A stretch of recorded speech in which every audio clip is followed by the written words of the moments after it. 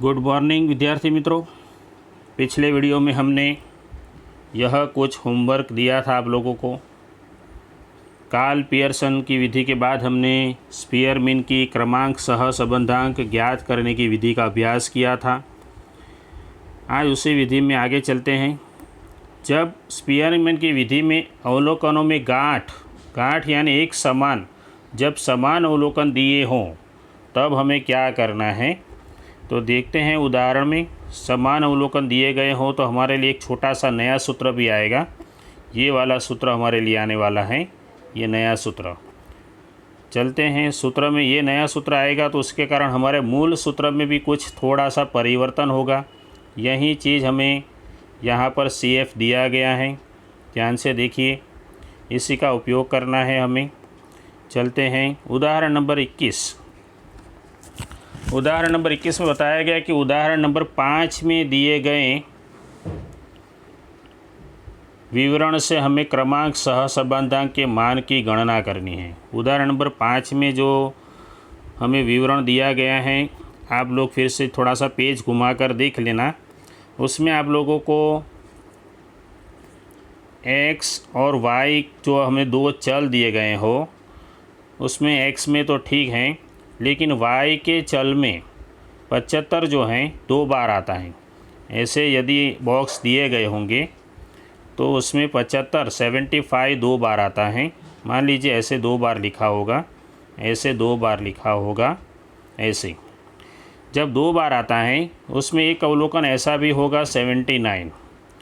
तो सबसे बड़ा अवलोकन होगा 79, उसको क्रम देना पड़ेगा 1, इसे क्रम दे दिया 1। उसके बाद उससे छोटे अवलोकन ये 2 आएंगे, यानी इसमें एक को 2 नंबर देना पड़ेगा और दूसरे 75 को भी 3 नंबर देना पड़ेगा। लेकिन दोनों को ऐसे नंबर नहीं दे सकते क्योंकि दोनों अवलोकन समान हैं। मतलब 2 और 3 नंबर पर ये दोनों हैं, तो 2 और 3 का हमें योग करके उसे 2 से भाग देना है, तो हमें मिलेगा 2.5। ये 2.5 दोनों को, मतलब इन दोनों की औसत हमें यहाँ पे रखनी पड़ेगी। तो अवलोकन 75 को क्रम 2 और क्रम 3 का औसत इस प्रकार 2.5 प्रत्येक को देंगे, इन दोनों को देंगे। उसके बाद जब 75 से 75 से अगर कोई कम होगा तो उसको फिर 4 नंबर देंगे, उससे कम होगा तो उसको 5 नंबर देंगे। मतलब कि अवलोकन जब समान मिलेंगे तो हमें उसकी औसत, उसके क्रम की औसत, याद रखिए क्रम की औसत निकालनी है। जैसे कि 75 का 2 बार है तो यहाँ पे दोनों का दूसरा और तीसरा क्रम आ रहा है, तो 2 और 3 का औसत मिलेगा 2.5। तो औसत निकालनी है, क्रम की औसत। देखते हैं यहाँ पर, ध्यान से देखिए, ये जो x के अवलोकन हमारे पास हैं इसमें कोई भी हमारे पास डबल नहीं है, समान नहीं है। इसमें सबसे बड़ा जो 40 है उसको 1 नंबर दे दिया, उससे छोटा हमारे पास है 38 उसको 2 नंबर दे दिया, 36 को 3 नंबर दे दिया। इस प्रकार हम क्रम आगे देते रहेंगे। जबकि y में देखिए, y में देखेंगे तो 75 इस प्रकार 2 बार आ रहा है, ध्यान से देखिए। तो 79 जो है उसको 1 नंबर दे दिया। उसके बाद 2 और 3 नंबर पर ये 75 आ रहा है, तो उन दोनों की औसत, जिसका क्रम 2 और 3 है, तो उसकी औसत 3 और 2 5/2 करेंगे तो मिलेगा 2.5। दोनों को ध्यान से देखिए, 2.5 दिया गया है उनकी क्रम की औसत। उसके बाद 75 से कम है 72, उसको 4 नंबर, क्योंकि 2 और 3 इसका आ गया। फिर उससे एक छोटा नंबर है 70, तो उसका 5 नंबर, उससे छोटा है उसे 6 नंबर, उससे छोटा है उसे 7 नंबर। इस प्रकार हमें क्रम देने हैं। अब ध्यान से देखते हैं, इसके बाद ये काम तो आप लोगों का आसान है, D ज्ञात करना। D ज्ञात करने के लिए RX में से RY माइनस करेंगे, 7 में से 7 माइनस करेंगे तो 0। उसके बाद 2 में से 2.5 माइनस करेंगे तो -0.5, 5 में से 6 माइनस करेंगे तो ऐसे RX माइनस RY करते जाएंगे। और जो D मिलेगा उसका स्क्वायर करना है, यहाँ पे लिखना है, इसका स्क्वायर करेंगे। D स्क्वायर में सभी अवलोकन प्लस में आएंगे, याद रखिए D स्क्वायर में, क्योंकि सभी का स्क्वायर हो रहा है। अंत में आप लोगों को यहाँ पर उसका योग मिल जाएगा। ये योग हमें खास याद रखना है। चलो, अब उसके बाद हमें CF ज्ञात करना है। ये हमारे लिए नया बॉक्स बनेगा। इस प्रकार आप लोगों को बॉक्स बनाना है, याद रखिए बॉक्स बनाना है इस प्रकार। यहाँ पर लिखना पड़ेगा पुनरावर्तित अवलोकन, फिर अवलोकन का जितनी बार पुनरावर्तन हो वह संख्या और यह सूत्र, ये तीनों चीज़ें लिखनी हैं। याद रखिए कि 75 का पुनरावर्तित अवलोकन यानी समान आ रहे हैं ऐसे अवलोकन है 75, वह कितनी बार आ रहा है तो 2 बार, यानी यह हमारा m हो गया। याद रखिए फिर से, यह हमारा m हो गया, यहाँ पर दिया हुआ है।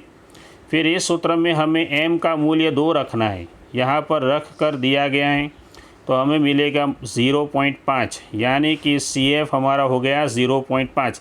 ये काम आज हमारे लिए स्पीयरमैन की विधि में सबसे थोड़ा सा अलग है और आसान भी है। सिर्फ और सिर्फ मात्र हमें m का मूल्य रखना है। उसके बाद सूत्र में देखिए, पिछला जो सूत्र था उसमें थोड़ा सा परिवर्तन है कि यहाँ पर प्लस CF किया गया, बस सूत्र भी वहीं का वहीं है।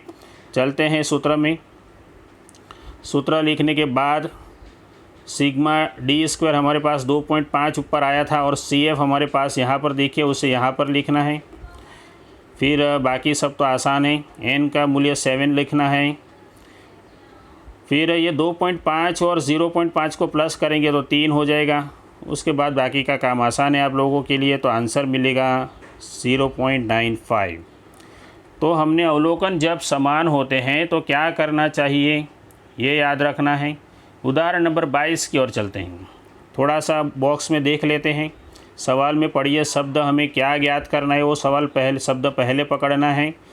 तो क्रमांक सह संबंधांक ज्ञात करना है और x की लाइन में चलते हैं पहले, बाद में y की लाइन में। x की लाइन में देखिए कोई हमें समान दिख रहा है तो ये 60 उसको 1 नंबर दे देंगे, उसके बाद 50 उसको 2 नंबर देंगे, उसके बाद 40 भी अकेला है उसको 3 नंबर देंगे। उसके बाद 30 देखिए, 30 जो है वह 3 बार हैं, 3 बार हैं, यानी यहाँ हमने 40 को 3 नंबर दे दिया। अब ये 30 जो है 3 बार आ रहा है, यानी उसका चौथा, पाँचवा और छठा, ये 3 क्रम है उसके, 4, 5 और 6। उसको हम 3 से भाग देंगे, तो ये 15 को 3 से भाग देंगे तो हमें मिलेगा 3। तो हमें ये जो 30 दिख रहा है उसके क्रम देने पड़ेंगे 3। 6 नंबर तक दे दिए हैं। फिर इस 20 को हम 7वां नंबर देंगे और ये 10 जो है उसको 8वां नंबर देंगे।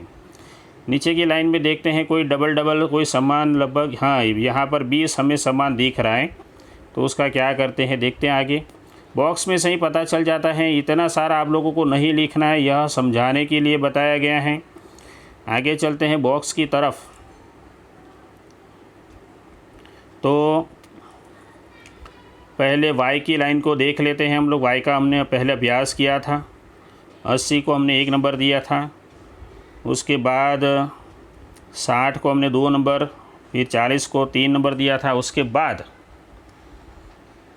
y की लाइन नहीं, पहले हमने x की लाइन का अभ्यास किया था, माफ़ कीजिए। x की लाइन में हमने 60 को 1 नंबर दिया था, उसके बाद 50 को 2 नंबर दिया था, 50 के बाद ये 30 जो है वो 3 बार आ रहे, उसकी औसत हमने निकाली थी 5। जैसे कि हमने उसके लिए उसका क्रम था 3, 4 और 5 को प्लस करके हमने उसे 3 से भाग दे दिया था, तो हमें मिलेगा 5।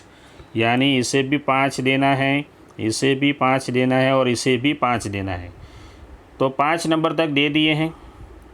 5 नंबर तक देने के बाद अब हमारे पास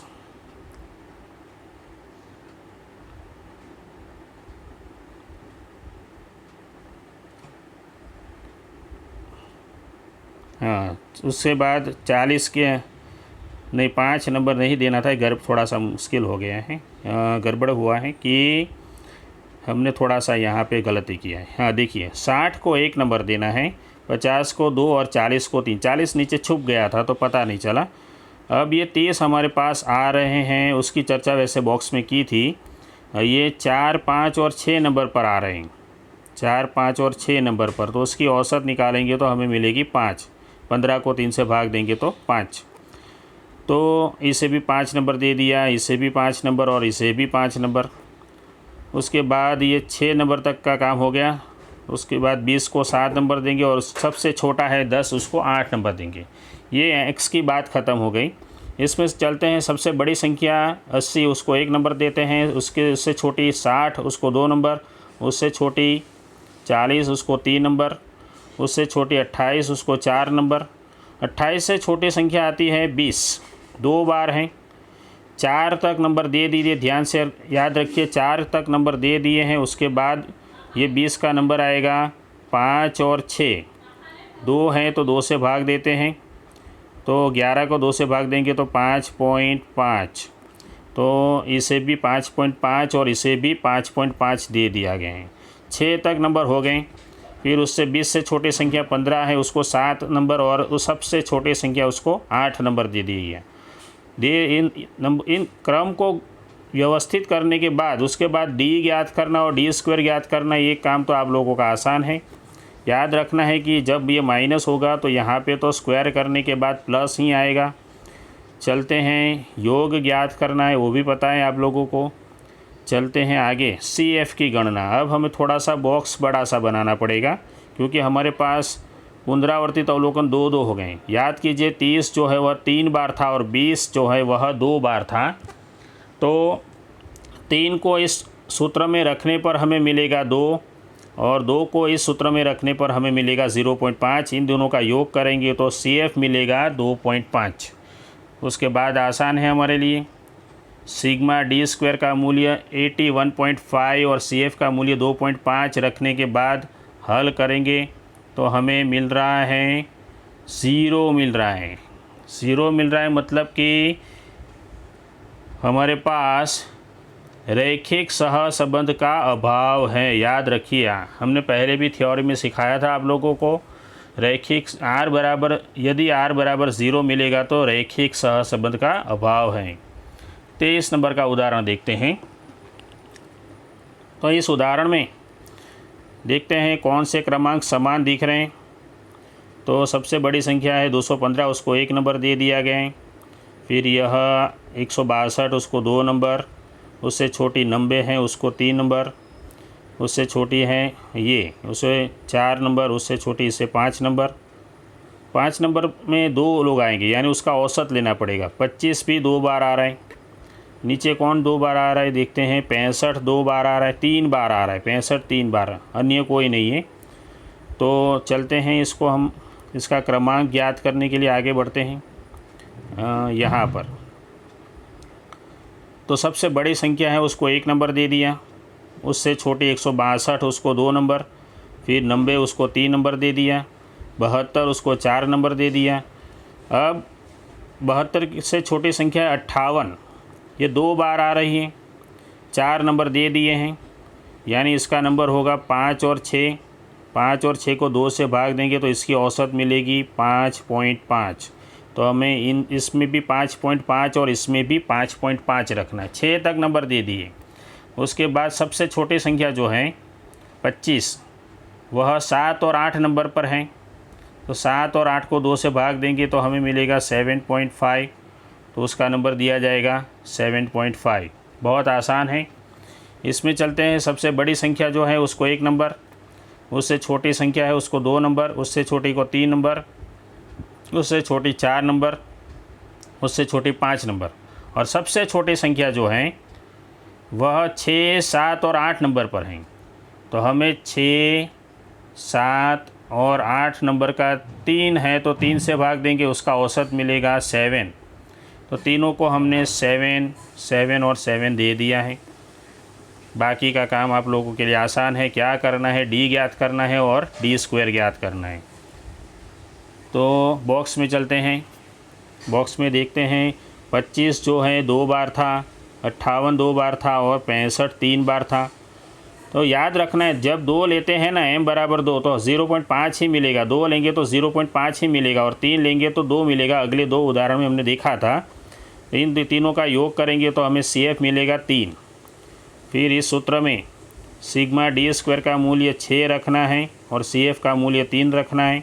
6 और 3 प्लस करेंगे तो 9, फिर उसका आगे हल निकालेंगे तो हमें R मिलेगा 0.89, यानी कि R का मान 1 के समीप है। इसलिए कहा जा सकता है कि बिक्री और लाभ के क्रमों के बीच गाढ़ घन सहसंबंध है। प्लस में मिल रहा है, इसलिए घन आएगा शब्द हमारे लिए। चलते हैं आगे। उदाहरण नंबर 24, यह हमारा आज का आखिरी सवाल है। उदाहरण नंबर 24 में देखते हैं, हमें क्रमांकों के अंतर के वर्गों का योग, क्रमांक के अंतर के वर्गों का योग यानी सिग्मा डी स्क्वायर तैयार दिया गया है। उसके बाद हमारे पास अंदर n कितना है देखते हैं, 8 ड्राइवर हैं, तो हमारे पास n मिलेगा 8। बस ये दो चीज़ें मिलेगी तो हम लोग आराम से r ज्ञात कर सकते हैं। क्रमांक सह संबंधांक यानी स्पीयरमैन की विधि से हम r ज्ञात कर सकते हैं। ये काम आप लोगों के लिए आसान है। तो आज हम इतना ही देखेंगे और यहाँ पर होमवर्क दिया गया है। उदाहरण नंबर 21, 22, 23, 24। उदाहरण 21 से 24 यह भी नोटबुक में तो करना ही है। और ये 4 सवाल हो गए, 5, 6, 7, 8 और ये 4, यानी आज सब मिलाकर आप लोगों को कितने सवाल हल करने हैं, 12। अगले वीडियो में यह पार्ट ख़त्म होने वाला है। आइए 12 सवाल आप लोग नोटबुक में अच्छे से करके रखिए और फिर आगे बढ़ेंगे अगले वीडियो में।